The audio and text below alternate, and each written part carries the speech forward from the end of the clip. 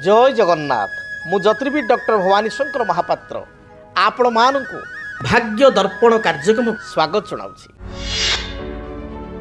दर्शक बंधु आज आम आलोचना करवा जे कुंभ लग्नर व्यक्ति विशेषों क्यों ग्रह मान जोगकारक क्यों ग्रह मान कुंभ लग्नर व्यक्ति विशेषों दशा बा अंतर्दशा चलन समय कुंभ लग्नर व्यक्ति विशेषों शुभफल प्रदान करिथांती। कुंभ लग्न यह हूँ कालपुरुषर एकादश लग्न अर्थात 11 नंबर राशि हूँ कालपुरुषर आपणकर कुंभ राशि बा कुंभ लग्न। कुंभ लग्नर अधिपति होचंती शनि एवं शनि कुंभ लग्न रे मूल त्रिकोण अवस्था थांती। यद्यपि शनि ग्रहंकर दुई गोटी राशि रही मकर राशिटी हूँ शनिंकर बा मकर लग्नर अधिपति मध्य शनि से भली कुंभ राशिटी मध्य शनिंकर बा कुंभ लग्नर अधिपति होचंती शनि। किंतु मकर राशि बा मकर लग्न रे शनि मूल त्रिकोण न थांती से थांती आपनकर सगृही सगृही अवस्था रे मकर लग्न रे थांती। मात्र आपनकर कुंभ राशि रे बा कुंभ लग्न रे शनि जदि थांती ताले मूल त्रिकोण अवस्था रे थांती। तेणु कुंभ लग्न रे शनि थिले बा कुंभ घर रे शनि थिले मकर राशि ठारू कुंभ राशि रे शनि रहिबा को दुर्लभ कहा जायछि। जहाँ कहा जायछि कुंभस्य शनि दुर्लभा कुंभरे शनि अति दुर्लभ बा अति रेयर। जो मानकर कुंभरे शनि थाए से माने बहुत आगक बढ़ी थांती जीवन में सफलता प्राप्ति करिथांती।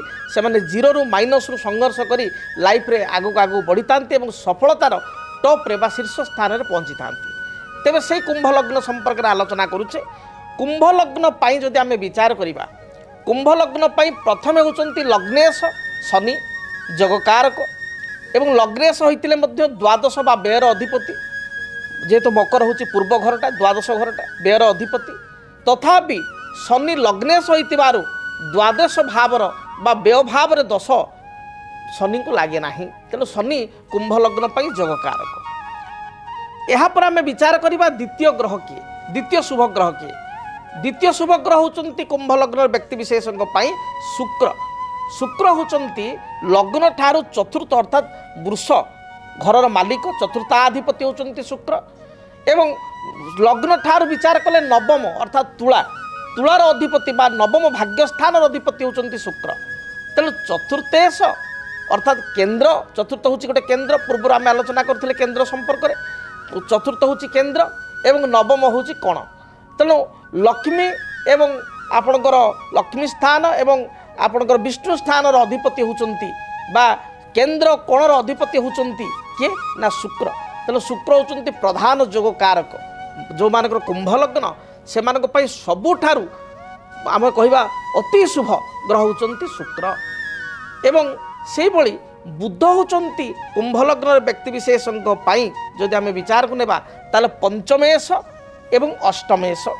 पंचमेश हिसाब रे बुध होचंती जगकारक अष्टमेश हिसाब रे मध्य जगकारक ग्रह हितबारु अष्टमेश दोष बुध को कम लगी थाए। बुध को स्वदोष राज्यकारक कहा जाई थाए आपनकर कुंभ लग्न व्यक्ति विशेषों पाई। अतएव आम जानिले कुंभ लग्न व्यक्ति विशेषों को साधारण भाव में आपनकर प्रधान जोगकारक हिसाब रे शुक्र लग्नेश हिसाब रे शनि एवं आपनकर पंचमेश हिसाब रे बुध जोगकारक ग्रह अटंती। तेणु जेतेबेले आपनकर कुंभ लग्न जदि आपण जन्मित एवं आपनकर जातक रे चलीचंती शनि महादशा रे शुक्र अंतर्दशा शुक्र महादशा रे शनि अंतर्दशा बुध महादशा रे शुक्र अंतर्दशा शुक्र महादशा रे बुध अंतर्दशा बुध महादशा रे आपनकर शुक्र बा शनिकर अंतर्दशा ताले ए पीरियडटी आपण पई यथेष्ट भल रहिबो। से भली भाव में आपण लग्न पाई शनिकर महादशा जहाँकि आपण जातक 19 वर्ष धरी भोग हेबो। आपणकर शुक्रंकर दशा जहाँकि आपण जातक 20 वर्ष धरी भोग हेबो। बुधंकर दशा जहाँकि आपण जातक 17 वर्ष धरी भोग हेबो। जदि शनि बुध एवं शुक्र जदि निज निज मित्र स्थान एक्सचेंज करि थांती अर्थात शनि घरे आइदर बुध थिबे नले शुक्र घरे बुध थिबे नहले आपणकर बुध निज घरे थिबे ए परिस्थिति रे अधिक शुभफल बुध महाशा देबे।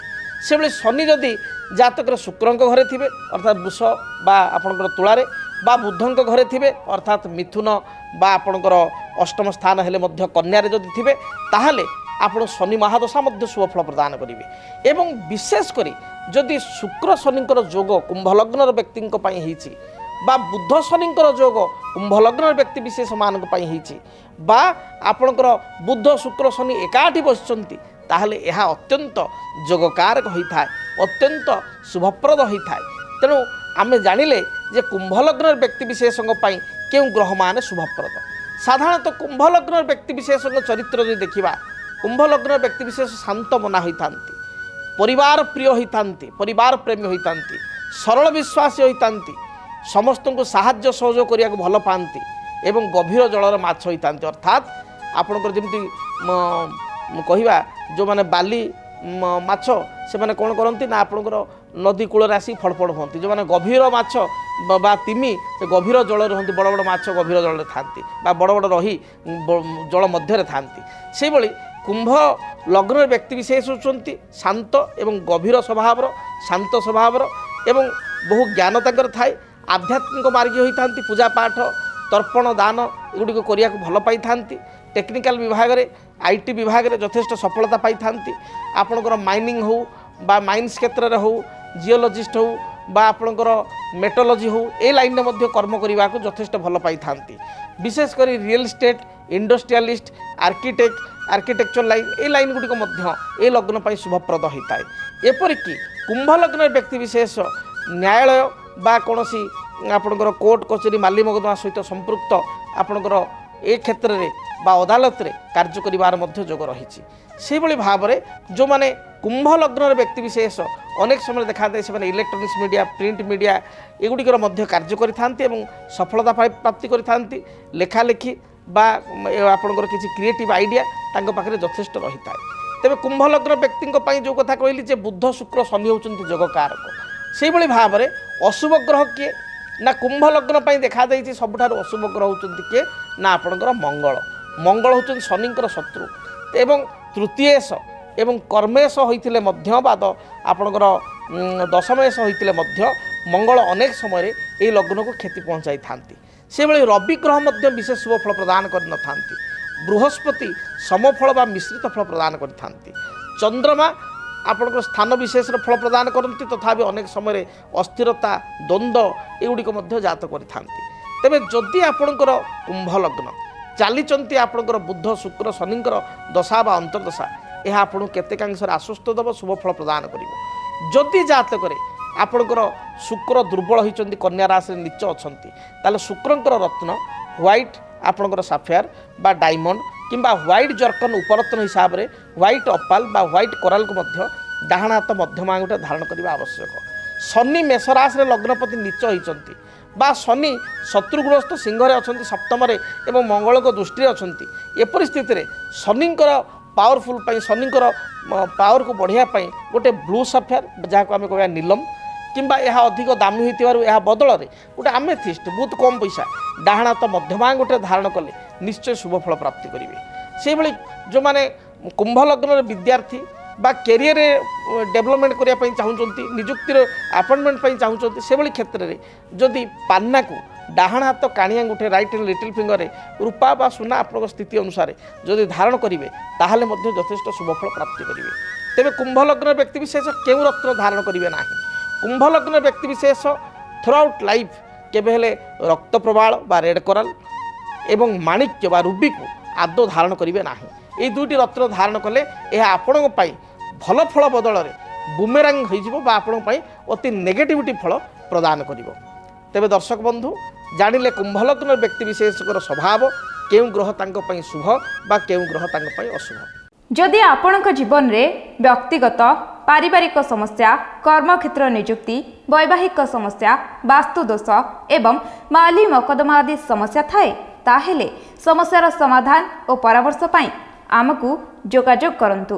ଜ୍ୟୋତିର୍ବିଦ doctor Bhabani Shankar Mahapatra, Budheswari colony, plot number 26, Bhubaneswar. Phone number 9776833302 9439444924। ଆମର ୱେବସାଇଟ୍ www.srijagannathastro.com। ଭାଗ୍ୟಂ ଫଲ୍ୟତି ସର୍ବତ୍ର ନଚ ବିଦ୍ୟା ନଚ ପୌରୁଷ। ଆପଣଙ୍କର ଭାଗ୍ୟ ଆପଣ ପାଇଁ ସବୁକିଛି ଏବଂ କର୍ମ ଏବଂ ଭାଗ୍ୟ ଗୋଟିଏ ମୁଦ୍ରାର ଦୁଇ ପାର୍ଶ୍ୱ। କ'ଣ କହେ ଆପଣଙ୍କ ଭାଗ୍ୟ କେମିତି କଟିବ ଆପଣଙ୍କ ପାଇଁ ଏଇ ଜୁନ୍ ମାସ 2026 ମସିହା। ଦର୍ଶକ ବନ୍ଧୁ, ଆପଣମାନେ ଜାଣିବା ପାଇଁ ଚାହୁଁଛନ୍ତି ଆପଣଙ୍କର କର୍ମକ୍ଷେତ୍ର, ପାରିବାରିକ ଜୀବନ, ଆର୍ଥିକ ସ୍ଥିତି, ବୃତ୍ତିଗତ ସ୍ଥିତି, ବ୍ୟବସାୟିକ ଜୀବନ କେମିତି ରହିବ ଜାଣିବା ପାଇଁ ଦେଖନ୍ତୁ ଜୁନ୍ ମାସର ମାସିକ ରାଶିଫଳ କେବଳ DTV ଓଡ଼ିଆ। DTV ଓଡ଼ିଆକୁ ଦେଖିବା ପାଇଁ ଚ୍ୟାନେଲକୁ ସବସ୍କ୍ରାଇବ୍ କରନ୍ତୁ, ବେଲ୍ ବଟନକୁ ଅନ୍ କରନ୍ତୁ, ଯଦ୍ୱାରା କି ଜୁନ୍ ମାସର ମାସିକ ରାଶିଫଳ ଆପଣମାନେ ପାଇପାରିବେ। DTV ଓଡ଼ିଆ ଦେଖିବା ପାଇଁ ସବସ୍କ୍ରାଇବ୍ କରନ୍ତୁ ଏବଂ ବେଲ୍ ଆଇକନ୍କୁ ମଧ୍ୟ ଦବାଇ ଦିଅନ୍ତୁ।